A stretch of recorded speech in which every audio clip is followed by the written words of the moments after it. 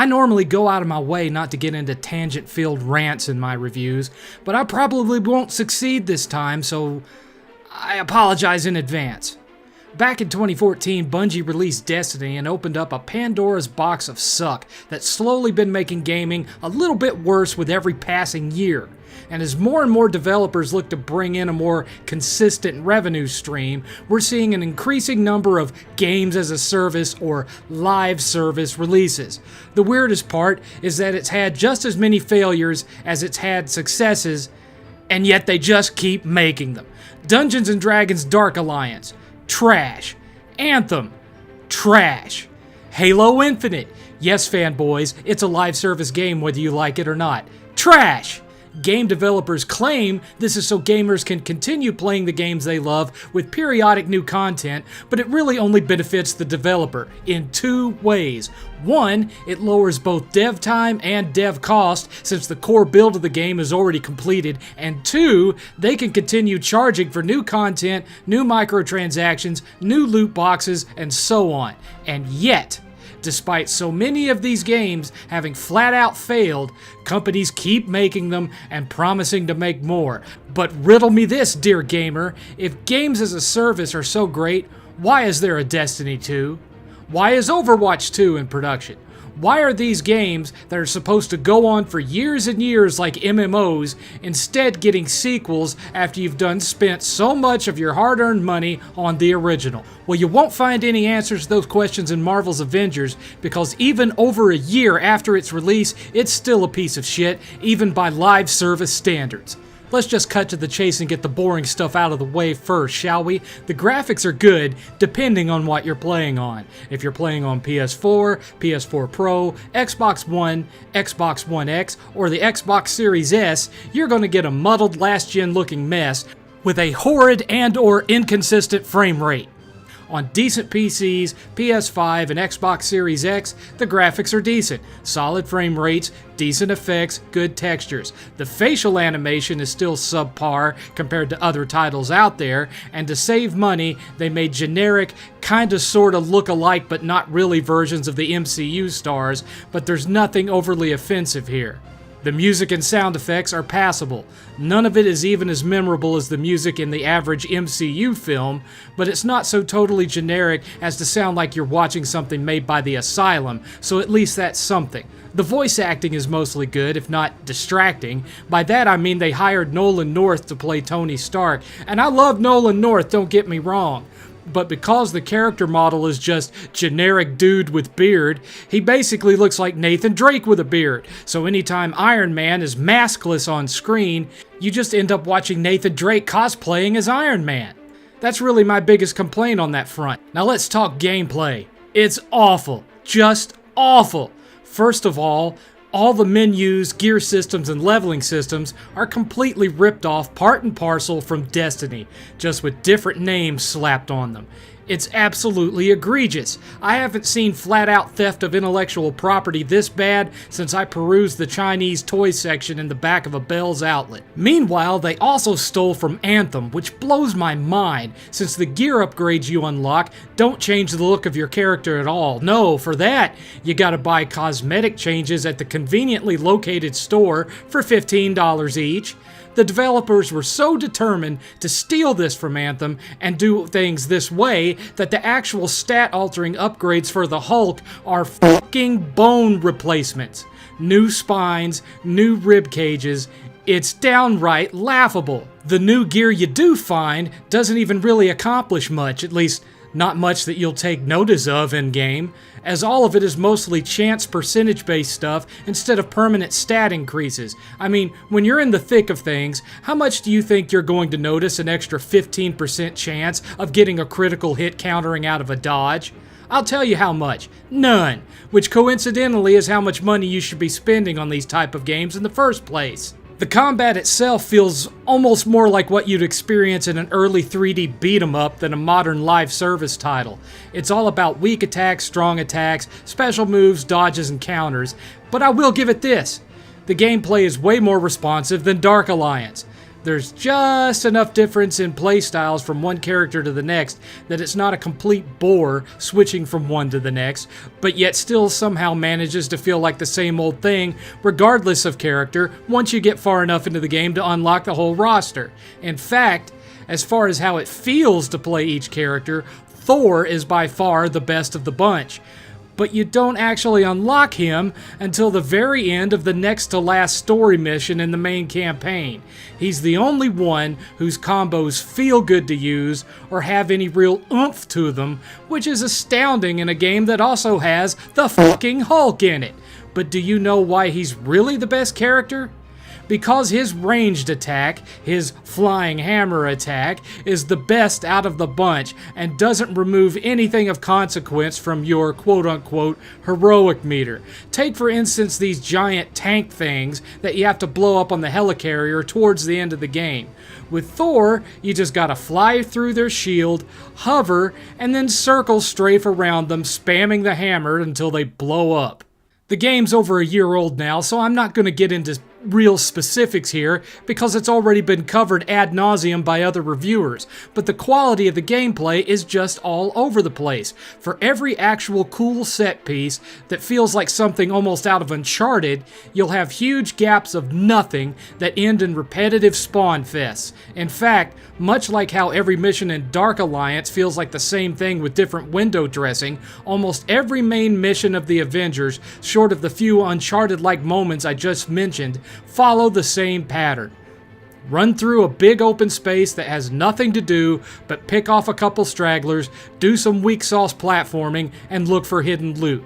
The level then dead ends at a door and or elevator where you have to kill some guys to get in, then you run through some corridors, killing bad guys and wall-mounted cannons until you get to a room that either has a boss in it or a horde of enemies to kill.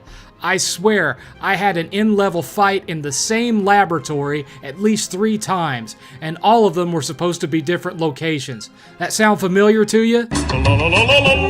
It's that bad. Of course, once you get to a point where you could choose to play as Tony or Thor, you could simply fly right to the door and bypass all of that and get into the meat of the mission, which, come to think of it, also sounds awfully familiar. There's a reason it's called Halo Infinite and not Halo 6, kiddies. I'm just saying. Another problem this waste of data shares with other live service games is that it claims to be single player. But the single player is garbage because it's obvious the game wasn't designed to be played this way. First of all, many of the enemies simply stand there while you beat on them, so their life bars are often the only way you're knowing that you're doing any real damage to them. Meanwhile, you can easily get surrounded if you're using one of the more ground-based heroes, and when that happens, you can more or less become infinitely stun-locked until you're dead. But they've accounted for those flying characters too, because those wall-mounted cannons can stun-lock you in mid-flight, causing you to just fall to the ground. Then you have snipers who could teleport by the time you get to them. The bottom line is that for you to play this game single player, you either have to try to fly rush past most of the fighting to get indoors, or you have to go into each dead-end area of every mission, avoiding the actual enemies while you first spring clean the area of all cannons and snipers before taking out the other enemies and lower your chances of getting two-shotted while you're being infinitely stun-locked by a crowd. Doesn't matter what difficulty you play it in, this is a requirement on every mission until you unlock a flying character if you're playing solo. And of course, once you beat the final boss of the main campaign, they've since added new campaigns to it that focus on the story of additional characters like Hawkeye, Black Panther, Spider-Man if you have a PS4 or PS5, basically anything to keep you playing and buying microtransaction trash. Now, to the story. I'm not going to get into the stories of the expansions since none of them were available at launch. I'll just say that the Wakanda Black Panther expansion has a much better narrative than the main campaign storyline, and leave it at that. But that's not really saying much considering how badly the main plot sucks. The story is centered around Kamala Khan. In this universe, the heroes are kind of similar to the Watchmen or the Boys, where they're all walking products to sell merch. The game starts with Kamala going to an Avengers Day sort of convention type celebration that's meant to commemorate the fact that a new type of energy has been discovered and the helicarrier is going to be powered by it from now on, with promised improvements for all of humankind to come. So she spends a lot of time walking around, looking at merch, playing around with Avengers toys, looking at Avengers comic books and video games, etc., etc., etc. Shortly after she's walked around fangirling over all the Avengers that she meets, there's an attack on the city, prompting the Avengers to go into action. In the midst of all this, the new power source in the helicarrier explodes, sending it into the ocean, apparently killing Captain America and dousing the entirety of the city in purple gas. Years later, and several of the folks who survived the attack but were exposed to that gas now have superpowers and are called Inhumans.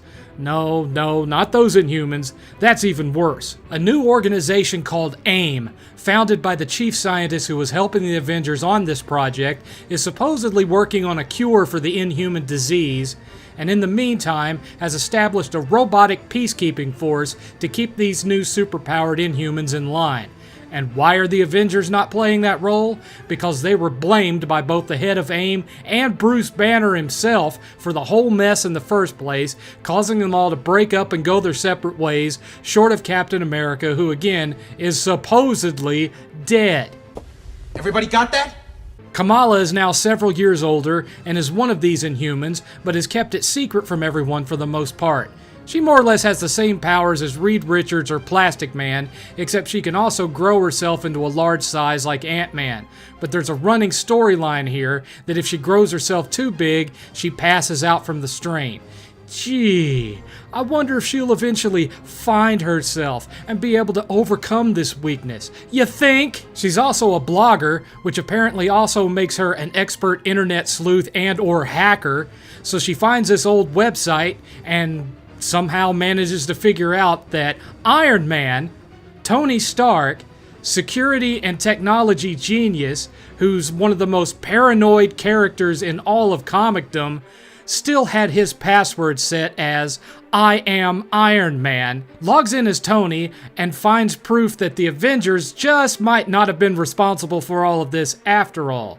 That instantly gets her on the radar of AIM, and from that point on, she's on the run. The other characters are found one by one as plot anchors in Kamala's origin story, only becoming playable as Kamala finds them and helps them get over all of their shortcomings, their gripes, their drama between each other, and rejoin the Avengers, while the leader of AIM, who is exposed to the gas himself, slowly mutates into MODOK because one of his cohorts secretly injected him with some of Captain America's blood, and has been using that formula to power their robots, siphoning the powers out of Inhuman test subjects to do so and killing them in the process, all under the pretense of it being an attempt to find a cure, when in reality both she and the eventual MODOK hate superpowered individuals in a very Lex Luthor-y kind of way. And how did she get some of Cap's blood? Spoiler warning. Spoiler warning. A spoiler warning is in effect. It's still in effect. A spoiler warning is still going on. Spoiler warning. Because Cap really didn't die. No, he's been held prisoner on board a space station where she's been keeping him on ice to pull super blood from him for her experiments, the mission to free him being one of the only high spots in the game. And wouldn't you just know it? Once you get to the final boss fight with MODOK, do any of the core Avengers take him down? No, of course not. It just so happens that it's during this fight when Kamala finally manages to grow to super size without passing out, and you get to control Giant Kamala, Friday, I wonder if you could get him to in a QuickTime event as she bashes MODOK's brains out. The end. Now, it's not that I hate this version of Miss Marvel per se. I've never really felt much about her one way or the other, since to me she's just Plastic Man in a skirt. It's the fact that the game is called The Avengers and has bargain bin versions of the MCU characters on the box, but they all end up being side characters in this story, who all went against character, made bad decisions, made mistakes so that Kamala, who is perfect and incorruptible, could come in and redeem them from their wicked ways and get them back on the righteous path. And we've seen this story ad nauseum over the last 8 years now, and for that matter, have seen most of everything else story-wise, gameplay-wise, or otherwise that's in this piece of shit already. After all, where else have we seen superpowers being treated as a disease or social pariah in an allegory for racism and homophobia? That's right. Where else have we seen a superhero story where factions are fighting over a supposed cure for superpowers? That's right. Where else have we seen action movie style set pieces with Nolan North cracking one-liners as you barely escape? That's right. Where else have we seen Nolan North playing a superhero cracking one-liners while pulling off combos against swarms of enemies? That's right. Where else have we seen live service games where you can just run or fly past most of the enemies to get to the objective? That's right. Where else have we seen a live service game where there's so much asset reusage going on that almost every level feels like the same level? That's right. Where else have we seen these game systems? That's right. Where else have we seen a superhero story where the villain's ultimate goal is the removal of superpowers due to what boils down to simple, old-fashioned jealousy?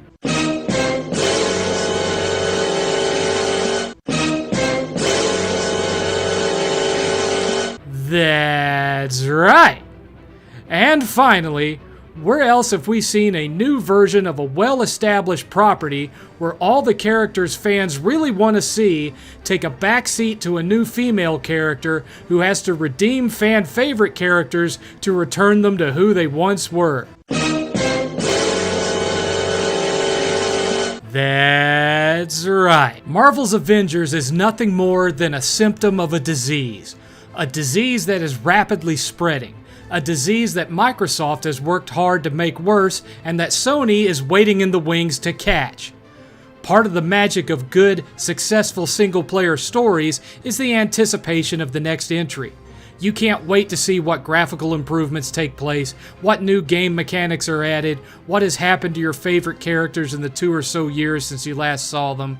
While they're gone, you find other characters and other stories, and get to experience their worlds and adventures until your old friends come back to you. Sometimes, you get entirely new characters, storylines, and gameplay mechanics in every new edition. Why? Because variety is the spice of life, and while they can add new levels to a live service game, new costumes, new characters, you're just playing the same thing again with different skins on everything. It's a grift, a con, meant to keep you coming back and buying little meaningless add-ons so they don't have to spend the time and money to actually make something new, create new stories, create new worlds, create new characters, create new anything. Meanwhile, while these con men are making sequels to games that were supposed to go on for 10 years or more, you have MMOs doing exactly that, and successfully. Why? Because those games aren't just sets of levels for you to play through over and over again, grinding for meaningless loot. MMOs are living worlds, where you have actual social interaction, making friends and forming your own factions and communities, and in many cases, fostering lifelong friendships or more. No one is ever going to get laid or married because of the Avengers. Ultimately, it's up to you to decide if eating the same meal every day with different condiments is enough for you, or if you're going to speak with your wallet and tell Microsoft, Sony, and all the other companies trying this long con to go f*** themselves. Marvel Avengers gets 11 million fuck yous out of 7.